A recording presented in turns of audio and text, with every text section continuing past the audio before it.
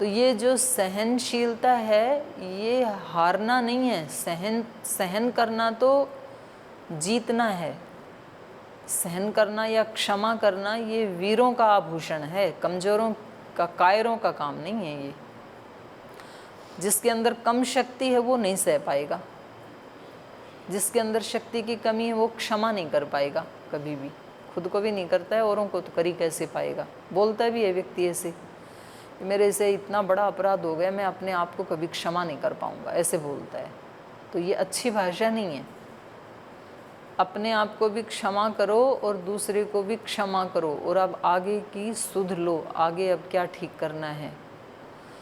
बस इतना है कि हमारा लक्ष्य क्या है। अगर हमने अध्यात्म को प्रायोरिटी दी है, अगर मैंने ये सोचा है कि देखो मनुष्य जीवन का जो मुख्य लक्ष्य है वो तो है इन सारे दोषों को दूर करना, राग द्वेष मोह ईर्ष्या घृणा जो भी हैं सबके अंदर, ये तो मतलब गिना दिए, हमें खुद पता होता है मेरे अंदर कौन सी त्रुटि है। मेरे अंदर भाव का दोष है, किसी किसी के अंदर प्राण में दोष होता है, उसके अंदर उद्वेग उठते हैं।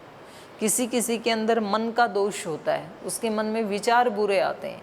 किसी किसी के अंदर हृदय का दोष होता है, उसके भाव अच्छे नहीं होते हैं, बोलता कुछ भी नहीं है लेकिन भाव अच्छे नहीं होते हैं। किसी किसी की स्थूल इंद्रियों में दोष होता है, उसका भाव अंदर से खराब नहीं है, विचार भी खराब नहीं है, करता उल्टा है पर उसके सामने ना उसको चिढ़ाने के लिए। तो वो व्यक्ति को खुद पता लगता है कि मेरे अंदर कहाँ त्रुटि है, तो उसको ईमानदारी से ढूंढना है हमें। मतलब हमें किसी दूसरे का मुंह बंद नहीं करना है कि जी उसने एक कहा हमने भी ऐसे सुना दिया। इसमें आध्यात्मिक मार्ग में जितना व्यक्ति रिजु होगा, रिजु मतलब अनजान सरल, उतनी उसकी गति होगी। और जितना व्यक्ति अपने आप को समझदार और भरा हुआ समझेगा उसकी गति नहीं हो सकती, क्योंकि जो पात्र पहले ही भरा है उसमें डालें क्या, वो तो पहले ही भरा है। तो कुछ जगह हो खाली हो, आप अपने लैपटॉप में भी मान लो कोई बहुत अच्छी चीज़ डाउनलोड करना चाहते हैं और उसमें स्पेस है ही नहीं, तो आप डाउनलोड करेंगे कैसे? नहीं हो सकता है, स्पेस ही नहीं है। वो कहेगा कि पहले कुछ डेटा आप डिलीट करो, हाँ तो आपको पुराने वाला डिलीट करना पड़ेगा, तब तो नया उसमें भरेगा। और जब पुराना ही आपने इतना भर रखा है और उसको आप डिलीट करने को तैयार नहीं हो, फिर नया कुछ भी नहीं आएगा। आप जहाँ हैं वहीं रहेंगे, आप कोई विकास नहीं होगा। अर्जुन का विकास युद्ध के मैदान में हो गया। तो वो कैसे हुआ? वो कोई ऐसे अनजान व्यक्ति तो नहीं था इतना, मतलब हमारे जैसा तो ज्ञान कम से कम उसमें था ही, हमारे जैसा नहीं, हमारे से तो सैकड़ों गुना ज़्यादा था। बहुत बड़ा एकाग्र बुद्धि था अर्जुन, बड़ा बुद्धिमान था। जिस व्यक्ति को बचपन में एक पक्षी की आंख के सिवाय और कुछ नहीं दिखता है, तो हम सोच सकते हैं कितनी एकाग्र बुद्धि रही होगी। हमारी तो बिखरी पड़ी है बुद्धि चारों तरफ। और वो व्यक्ति इतनी सरलता से प्रश्न पूछता है। वो व्यक्ति कह रहा है कि ये आप मन को बदलने की बात कह रहे हो, ये इतना सरल नहीं है। इसको कहते हैं रिजुता, सरलता। तो आध्यात्मिक मार्ग में तो रिजुता काम आती है, सरलता काम आती है। जितना व्यक्ति सरल होगा, छोटी से छोटी बात को वो जैसा वो सोच रहा है, देख रहा है, वैसे ही वो एक्सेप्ट करेगा, तो फिर उसकी गति होती है। महर्षि दयानंद तो यजुर्वेद पूरा याद करके आए थे अपने घर में, और भी बहुत कुछ याद था, बड़ी प्रखर बुद्धि थी उनकी। और विरजानंद जी के पास जाने से पहले कितने आश्रमों में साधुओं से, सन्यासियों से, पता नहीं कहाँ कहाँ घूम के कितना इकट्ठा करके तब उनके पास पहुँचे थे। माने सांसारिक दृष्टि से देखें तो बड़े विद्वान थे वो उस समय। और उधर वो प्रज्ञाचक्षु हैं, तो उन्होंने कहा कि भाई मेरे से यदि कुछ सीखना है तो आज तक जो सीखा है ना उसको पहले यमुना में बहा दो। तो वो केवल किताब ही नहीं बहाने गए थे, किताब तो बहा ही दी उन्होंने, लेकिन जो अपने अंदर भर रखा था वो भी सारा बहा दिया। बोले बिल्कुल फ्रेश माइंड से अब बच्चे की तरह हम सीखने के लिए तैयार हैं। तो ये जो रिजुता है हमारी, ये फिर हमें आगे बढ़ाती है। तो हमने अपने जीवन की क्या प्राथमिकताएं तय की हैं, इसमें हमें ईमानदार होना पड़ेगा, क्योंकि हम अपने ही साथ बेईमान होते हैं, अपने ही साथ हम ईमानदार नहीं होते हैं। एक तरफ हम कहते हैं कि हमें ज्ञान चाहिए, हमें भगवान चाहिए, हमें सत्य चाहिए, हमें पवित्रता चाहिए, और दूसरी तरफ हम किसी दूसरे का दोष भी देख रहे हैं, किसी दूसरे को देख के जजमेंट भी कर रहे हैं कि ये ऐसे हैं। तो एक तरफ तो आप कचरा भरते जा रहे हैं और एक तरफ आप शुचिता की प्रार्थना कर रहे हैं, तो दोनों कैसे हो सकते हैं? आप स्वयं ही अपने एक विचार को दूसरे विचार से काट दे रहे हैं, आप अपने प्रति ही ईमानदार नहीं हैं। तो फिर कैसे हो सकता है हमारा रूपांतरण? तब नहीं हो सकता है। तो हमें अपने प्रति सबसे ज़्यादा, वो कहते हैं ना कि मतलब व्यक्ति को अपने प्रति तो होना चाहिए जज, और दूसरे के प्रति होना चाहिए वकील। जज क्या करता है? सीधा फैसला सुनाता है, ये होगा ये नहीं होगा। तो हम फैसला तो दूसरों के लिए सुनाते हैं, जज तो दूसरे के बारे में होते हैं, इन्होंने ऐसा किया ये दंड। और वकील अपने बारे में होते हैं हम, कि नहीं मैंने तो ऐसा इसलिए बोल दिया था कि वो ऐसा हो गया था। पूरी डिबेट करते हैं अपने दोष को छिपाने के लिए।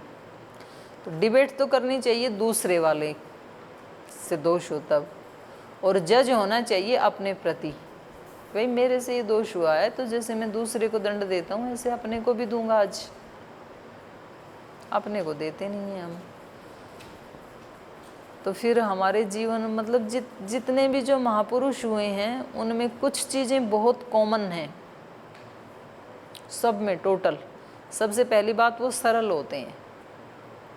महर्षि दयानंद बहुत ज़्यादा विद्वान हो गए थे, तो उन्होंने पूछा, किसी ने उनसे पूछा, बोले आप अपने आप को क्या मानते हो? विद्वान मानते हो या अज्ञानी मानते हो, क्या मानते हो? तो उन्होंने कहा कि जिन विषयों को मैं जानता हूँ उसमें मैं अपने आप को विद्वान मानता हूँ, जिनको नहीं जानता हूँ उसमें बिल्कुल अज्ञानी हूँ। तो इसमें क्या दिक्कत है? तो ये सरलता सब में एक जैसी होती है महापुरुषों में, एक पवित्रता सब में एक जैसी होती है। कोई भी अपवित्रता में रहकर, अशुचिता में रह कर के कभी कोई जीवन में आगे नहीं बढ़ा। और अशुचिता का मतलब यही है कि एक जो जिसको डिप्लोमेटिक व्यक्तित्व कहते हैं ना, मन में कुछ और चल रहा होता है, वाणी में कुछ और है, कर्म में कुछ और ही है, तो इसको कहते हैं डिप्लोमेटिक व्यक्तित्व। तो वो किसी भी महापुरुष का नहीं रहा। जितने भी महापुरुष हुए तो उन्होंने इसको एक जैसा किया, और उनकी वो डिमांड थी, इसलिए उनको कष्ट नहीं हुआ। हमें कष्ट क्यों होता है कि अभी हमने ये तय कर रखा है कि भाई हमारा संसार भी ठीक चलता रहे और थोड़ा उधर का भी हमें मिल जाए। ये हो जाएगा, लेकिन पहले कदम के ऊपर आपसे ये अपेक्षा नहीं की जाती। पहले कदम पे आपसे ये अपेक्षा की जाती है कि आप 100% उसको छोड़ने के लिए तैयार हैं या नहीं। यस और नो? यस तो छोड़ना है सब। एक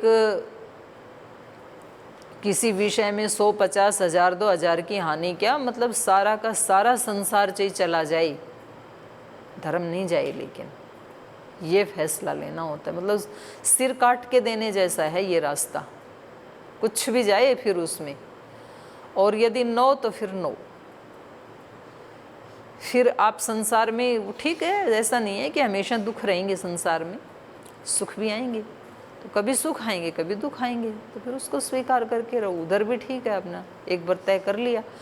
फैसला एक तरफा होना चाहिए व्यक्ति का। अगर ये फैसला है ठीक है जी हमें ऐसे जीना है संसार में, हमारे कभी सुख भी आएंगे कभी दुख भी आएंगे, तो सुख के लिए भी प्रयास करते रहेंगे हम, और बीच बीच में भाई कोई ऐसा मौका आएगा तो हम वहाँ पर इसको छोड़ के उसको ठीक करेंगे, तो हम तैयार हैं उसके लिए। क्लियर है ये व्यक्ति? तो कोई बात नहीं, कौन सी जल्दी है, अगले जन्म में कर लेना। करना तो पड़ेगा, ये कोई नहीं कह सकता है कि जी मैं तो करूँगा ही नहीं। ये करना तो पड़ेगा, इस जन्म में नहीं तो अगले में, अगले में नहीं तो उससे अगले में, 100 में, 200 में, 1000 में, 2000 वर्ष में। भगवान भी बड़े हिम्मत वाले हैं, जब तक आप नहीं कर लोगे वो आपको सृष्टि में भेजते ही रहेंगे। और जैसे जैसे कर्म करेंगे ना उस योनि में भेजते रहेंगे। बड़े धैर्यवान है। बोले ठीक ठीक है बेटा, नहीं करता है तो अगर तेरे बहुत कंजूसी के ज़्यादा संस्कार बना लिए कोई बात नहीं, तेरे को आम का पेड़ बना देता हूँ, देते रहना आम, फिर एक बार चांस मिल जाएगा तो फिर विचार कर लेना। अब की बार भी यदि इच्छा नहीं है, अब की बार भी आपने बड़े हिंसक प्रवृत्ति खूंखार बना के रखा अपने आप को, कोई बात नहीं, मत करो, अब की बार शेर बना देता हूँ, खूब प्राणियों को मारना, खूब खूंखार हिंसक बने रहना, फिर वो भुगतने के बाद फिर एक चांस देगा। बोले अब बोल, अब फैसला कर ले। बोले नहीं अभी भी नहीं करूँगा। बोले ठीक है। तो वो ऐसे भेजता ही रहेगा, जैसे जैसा हम करते जाएंगे ना, वो नहीं हारेगा, एक दिन आत्मा ही हारेगा। आत्मा कहेगा बस बहुत हो गया, 84 लाख में तो घूम लिया, अब और कितना घूमना है, अब नहीं घूमना मेरे को, और अब हटाना है इन सब चीज़ों को। ये बड़े जन्म ले लिए, राग द्वेष ये संबंध ये बहुत निभा लिए हैं, घर मकान ये बहुत बना लिए हैं, बनाता हूँ छूट जाते हैं, संबंध बनाता हूँ संबंध टूट जाते हैं, छूट जाते हैं, कोई कभी आगे पीछे छोड़ छोड़ के चले ही जाते हैं ना। बहुत हो गया बस, ये बड़े अनुभव ले लिए हैं, अब नहीं, अब एक ही चाहिए, फैसला है। तो जब ऐसा व्यक्ति सोच लेता है तो ऐसा नहीं है कि उसका संसार सारा उससे छिन जाता है, नहीं, उसको सब कुछ मिल जाता है। महात्मा बुद्ध छोड़ के गए पत्नी बच्चे को, बुद्ध होने के बाद वही पत्नी बच्चे उसकी सेवा कर रहे हैं, कुछ भी नहीं छूटा, भाव छूट गया, लेकिन मैंपन वाला और मेरापन वाला भाव छूट गया, अब एक साधक वाला भाव है, तो कुछ भी नहीं छूटता है, ज़्यादा मिलता है बल्कि।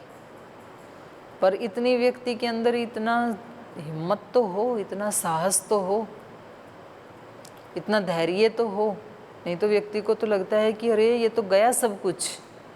तो भाई ये तो गीता का पाठ, ये बहन जी वाली जो चर्चा है ये बाद में देख लेंगे, पहले इसको बचाना पड़ेगा, बाद में देखी जाएगी। ये तो कहने की बातें होती हैं, ऐसे थोड़े ना होता है आंखों के सामने।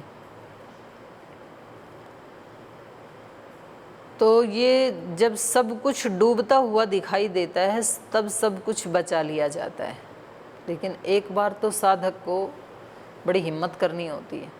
और आप बाहर से बेशक ना छोड़ें, बाहर से छोड़ने का इसमें ज़्यादा महत्व नहीं है, छोड़ना होता है अंदर से।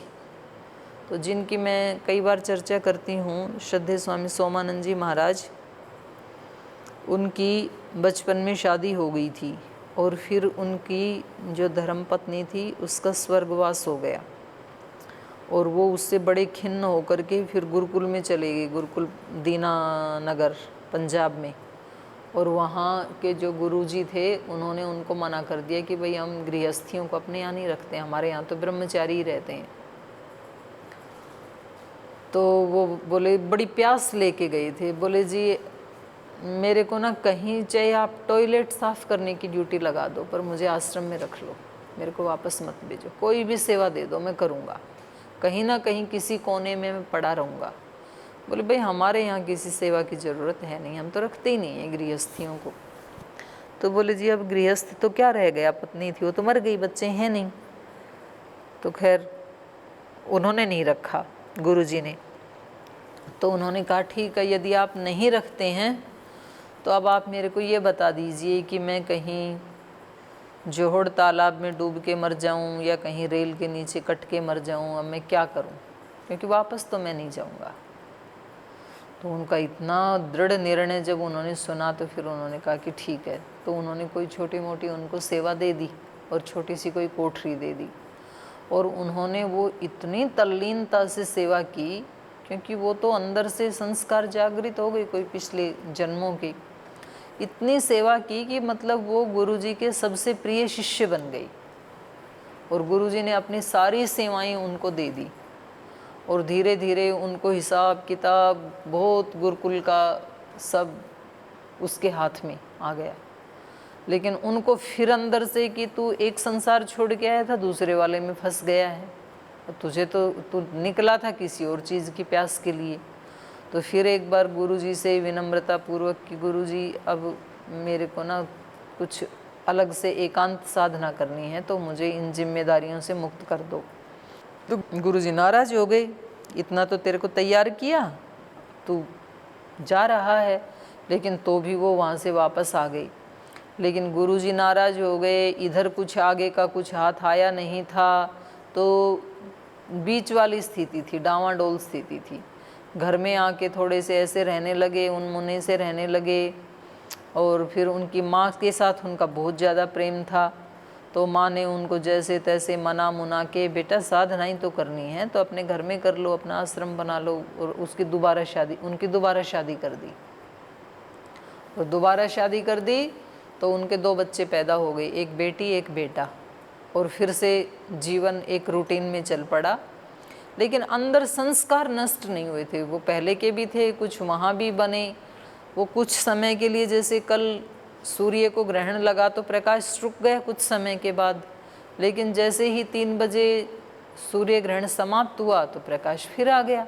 तो बहुत ज़्यादा देर तो कोई सूर्य को ढक नहीं सकता है, कोई बादल थोड़ी देर ढकते हैं, 1-2 दिन ढकते हैं। तो संस्कार थे ही।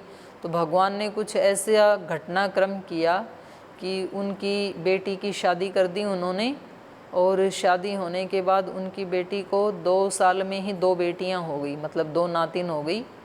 तीसरे साल में दामाद गुजर गया, बेटी विधवा हो गई। तो बड़ा थोड़ा कष्ट हुआ उनको। फिर इधर बेटा भी 20 साल का हो गया कि अब इसकी बस शादी करनी है। और एक दिन अचानक बहुत सुंदर लंबा नौजवान, देखने योग्य, क्योंकि वो स्वयं भी बहुत मतलब डील डोल और रूपवान थे, गुणवान थे, बेटा भी वैसा ही था। तो एक दिन 20 वर्ष के बाद बिल्कुल जवान बेटा भी मर गया, इधर दामाद मर गया, बेटी भी विधवा हो गई, इधर लड़का। तो वो बताते थे, दूसरे बताते थे कि वो बेटे का शव पड़ा हुआ था और सब लोग आकर के दहाड़ मार मार के रो रहे थे कि अगर ऐसे ही छीनना था तो दिए ही क्यों, इतने अच्छे बेटा दिया, इतनी अच्छी बेटी दी, इतना अच्छे परिवार में संबंध जुड़ा, और भगवान जी आपने तो सब कुछ ही लूट लिया। और ऐसा तो इन्होंने कोई पाप नहीं किया, इनका तो बड़ा पवित्र जीवन रहा है। बहुत सौम्य थे वो, शुरू से, बचपन से ही हमेशा सबकी हेल्प करना, कभी कोई बुरा काम उन्होंने नहीं किया, बड़े अच्छे साधक थे। और एकदम से ये तो वो बताते थे कि वो सब लोग रो रहे थे वहाँ पे, और स्वामी जी वहाँ चुपचाप ऐसे बैठ के देख रहे थे। और फिर किसी ने पूछा उनको, ऐसे ऐसे किया कि कहीं ये सदमे में तो नहीं चले गए कि इतना जवान बेटे का शव पड़ा है, इनकी आंख से एक आंसू नहीं आ रहा है, तो कहीं कोई सदमा तो नहीं लग गया इनको। तो वो उसको हिला हिला के देख रही थी दूसरे। तो उन्होंने कहा कि भाई मैं बिल्कुल ठीक हूँ, और जिन बंधनों को मैं नहीं काट पा रहा था वो बंधन आज भगवान ने खुद काट दिए। अब ये साधना का फल नहीं तो क्या है, ऐसे कोई व्यक्ति कह सकता है क्या भला। और बस उसके बाद भगवान भी तो देखते हैं ना, उसके बाद तो फिर वो साधना में इस युग के एक बहुत बड़े ऋषि हुए हैं। लेकिन एक बार तो पूरा सब दाव पे लगाना पड़ता है। मतलब ऐसा ही है जैसे पहाड़ के शिखर से और नीचे छलांग लगाना, तो पता नहीं बचेंगे कि नहीं बचेंगे, चकनाचूर होंगे, क्या होगा। व्यक्ति चाहता तो है, लेकिन उसके जो संस्कार हैं वो उसको सब कुछ खोने नहीं देना चाहते हैं, पकड़ना चाहता है व्यक्ति। कितना भी पकड़ना चाहो वो तो जाएगा ही फिर भी। अभी जो कोरोना से बच गए वो अमर रहेंगे कि मरेंगे? अमर कोई नहीं रहने वाला यहाँ। मतलब खुश हो रहे हैं कि चलो इतने लोग कोरोना से मर गए, हमें कम से कम नहीं हुआ, हम सुरक्षित हैं। सुरक्षित नहीं है, मौत लगी हुई है, मरना है, पक्का मरना है। आज नहीं तो और 10 साल बाद मर जाओगे, और जो आज तक किया है इतना ही आगे करोगे। और यदि आज तक बहुत अच्छा किया है तो आज जाने में भी कोई दिक्कत नहीं है। मतलब बाहर से इसका ये मतलब नहीं है कि जाके भाई सीधा कोरोना वाले से चिपटना है कि चलो मुझे तो जाना है, ऐसा नहीं है। हाँ, कुछ लोग ऐसे भी कहते हैं, फिर बोले अगर ये ऐसे ही साधु संत हैं तो फिर ये वहाँ चले क्यों नहीं जाते हैं कोरोना सेंटर में। मतलब ऐसे थोड़ी मरना है कि भाई अगर इनके अंदर साहस है, निर्भयता है, तो सड़क पे जा रहे हैं, आगे से ट्रक आ रहा है तो फिर बचते क्यों हैं? ट्रक आ रहा है तो उसको टक्कर मारने दो, ऐसे थोड़ी। इसका मतलब निर्भयता थोड़ी है, ये तो मूर्खता है। जीवन की तो रक्षा करनी ही है, लेकिन अंदर से अगर किसी कारण से जाता है तो मैंने आज तक ऐसा कोई गलत काम किया नहीं जो नहीं करना चाहिए था, और ऐसा कोई काम छोड़ा नहीं जो करना चाहिए था, ऐसा यदि किसी का जीवन है उसको कोई कष्ट नहीं है। आदमी को मौत से दिक्कत होती ही इसलिए है कि जो करना चाहिए था वो तो शुरू भी नहीं किया, जो मनुष्य योनि में करना चाहिए था उसकी तो स्टार्टिंग ही नहीं की, अभी तक खाता ही नहीं खोला, बंद। और जो नहीं करना चाहिए था वो सारा कर दिया। तो पहले क्या कम थे, राग द्वेष मोह आदि के और झूठी अहंकार के संस्कार पहले कम थे क्या, जो अभी और बढ़ा लिए हैं इतने। तो ये न करने योग्य था, ये हमने कर लिया, तो इसलिए फिर उसको मरते हुए दिक्कत होती है। जिसने पूरा कर लिया उसको दिक्कत नहीं होती है। महर्षि दयानंद ने तो अपनी इच्छा से छोड़ दिया शरीर को, बोले अब ये सेवा करने योग्य तो है नहीं, तो ठीक है, अपने मंत्र पाठ करके छोड़ दिया। आपको जाना है सहारनपुर और आपको देवप्रयाग में ही बस उतार दे रात के 12 बजे, तो कैसा लगेगा? तो दिक्कत होगी, क्योंकि डेस्टिनेशन तो आया ही नहीं अभी। और सहारनपुर जाके बस से उतरने में कोई दिक्कत होती है क्या? क्योंकि जाना ही वहीं था, तो जब अपना गंतव्य आ गया तो क्या दिक्कत है? तो जब व्यक्ति ने जो करना चाहिए था मानव शरीर में वो कर लिया, कोई दिक्कत नहीं है मरने से। नहीं किया है तब तो दिक्कत होती है। तो हमारा ये भय जो है, इसलिए वहाँ पर योग दर्शन में बताया कि ये जो अभिनिवेश क्लेश है ना, ये जैसे सामान्य लोगों को तंग करता है वैसे विद्वानों को भी करता है। अभी यहाँ गीता पढ़ा रहे हैं ना, और अभी थोड़ी छत हिल जाए भूकंप से, भूकंप आ जाए, तो सबसे पहले टेबल वाला भागेगा उधर से, गीता भूल जाएगा। इसको कहते हैं अभिनिवेश क्लेश, क्योंकि अभी जो शरीर से करना चाहिए था वो पूरा नहीं किया, इसलिए अभिनिवेश क्लेश है। तो इसलिए कष्ट होगा। जीना चाहता है व्यक्ति, पूरा हो गया तो फिर ठीक है, शरीर छोड़ना ही है, तो कभी तो अपनी इच्छा से ही छोड़ देते हैं, कभी तो वेट करते हैं। तो ये है प्रदीप जी, आपने प्राथमिकता किसको दी है? आपका कोई प्रश्न था? रात को मैं ऐसे संकल्प करके सोती हूँ कि मैं आज रात को बहुत अच्छे से नींद आएगी मेरी, और सुबह सुबह जल्दी उठूँगी और पढ़ूँगी। फिर वो डॉगी जो है बहुत चिल्लाता है, फिर रात को टूट जाते। फिर मैं रात को सोचती हूँ कि मेरे संकल्प में कमी है या कुछ, तो उसको कुछ तंग कर रहा है। तो मैं फिर उसको सोचती रहती हूँ कि मेरे संकल्प, कभी कई दिन ऐसा हुआ, तो कब जब भी ऐसा होता है मैं सोचती हूँ आपके संकल्प में कमी नहीं है, वो डॉगी का ही है। हाँ, पर आप रात को एक संकल्प और कर लिया करो सोते समय कि आज डॉगी का बाप भी चिल्लाए तो भी मेरे को अच्छे से सोना है। मतलब ये हमारे दिमाग की कंडीशन होती हैं, सच में होती हैं। मैं भी करती हूँ कभी कभी ऐसी कंडीशन कि अगर डॉगी नहीं बोलेगा तो अच्छी नींद आएगी, बोलेगा तो अच्छी नहीं आएगी। हमारे माइंड की कंडीशन है। अगर हमने ये सोच लिया कि कुछ भी बोले, शेर बोले, भगेरा बोले, डॉगी बोले, मुझे सोना है, फिर तंग नहीं करता है। तो उसके साथ ये भी, और मतलब जैसे ही आज संकल्प लिया और आज ही डॉगी के बोलने पे नींद ना टूटे, ऐसा भी नहीं होगा क्योंकि वो कई दिन से चल रहे हैं ना संस्कार, माइंड की कंडीशन, आदत, स्वभाव। तो स्वभाव ऐसे एक दिन में नहीं टूटता है। आप कहोगी आज तो मैं ये भी संकल्प करके सोई थी कि डॉगी बोलेगा तो भी नहीं जगूंगी, फिर भी जग गई मैं, तो कहीं मेरे संकल्प में तो कमी नहीं है। तो ऐसे नहीं सोचना, इसी का नाम तो साधना है। तो हम कोई चीज़ सोचते हैं और फिर अगले ही दिन हम अगर उसको प्राप्त नहीं कर पाते हैं तो अपने ऊपर भी डाउट नहीं करना और शास्त्र के ऊपर भी डाउट नहीं करना कि या तो मैं झूठा हूँ या तो ये शास्त्र झूठा है। ऐसे व्यक्ति सोच लेता है। वो नरसिंह भगवान की कथा में आता है कि वो जो है सब कुछ तो दान दे दिया था उन्होंने, और जब वो भात भरने के लिए गए तो बड़े विश्वास के साथ चले गए कि वो संभालेगा, और ऐसे वो सूरदास साधुओं को अपने साथ लेके चले गए और उनको अब मतलब जो कुछ भी साथ में नहीं लाया उनको कौन रंग महल में रुकाएगा। तो फूटी टूटी किसी उसमें रख दिया उनको, धर्मशाला में, जहाँ वो चमगादड़ लटक रहे थे। शुक्र उस समय कोरोना नहीं हुआ उनको। तो वो साधु जो है ना, अब वो बोले अरे इनके साथ हाथ हो गए, हमने सुना था इनका नाती बड़ा धनवान है, देखो यहाँ हमें कहाँ रख दिया है, मच्छर काट रहे हैं, चमगादड़ इनकी आवाज़ आ रही है, दिखता तो था नहीं उनको। तो वो सब रात को, और नरसी कह रहे कि संतो धैर्य रखो, वो सब करेगा, वो करेगा। अरे सुबह तो भात भरना है, रात के 12 बज गए, करेगा कब भाई। और उसका विश्वास नहीं टूट रहा, बाकी सबका टूट चुका था।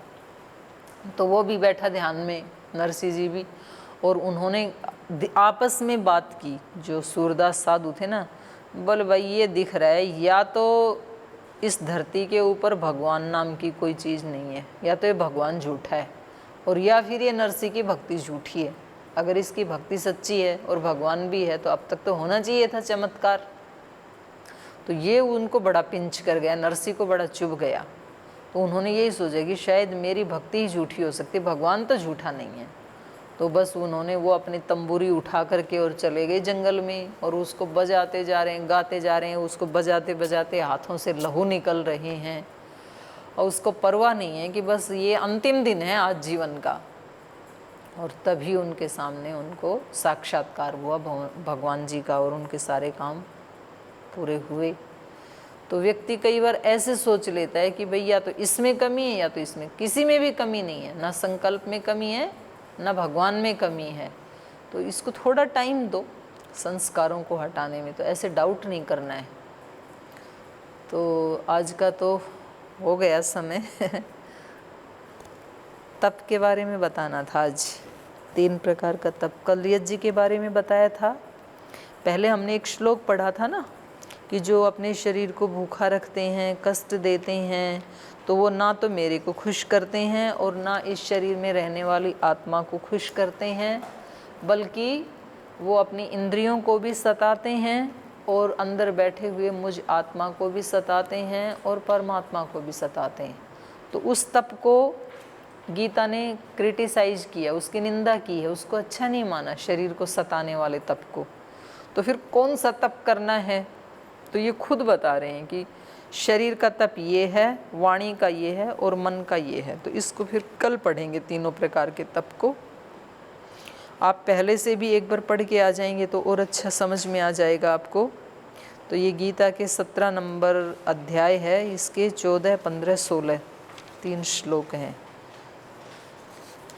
तो ये आप पढ़ के आ जाएं, कल फिर इसकी चर्चा यहाँ करेंगे। आज यहीं पाठ को विराम देते हैं।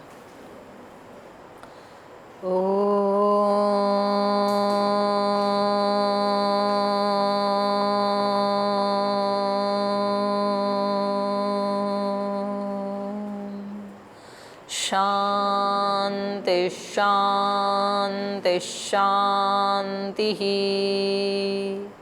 श्री गुरुभ्यो नमः।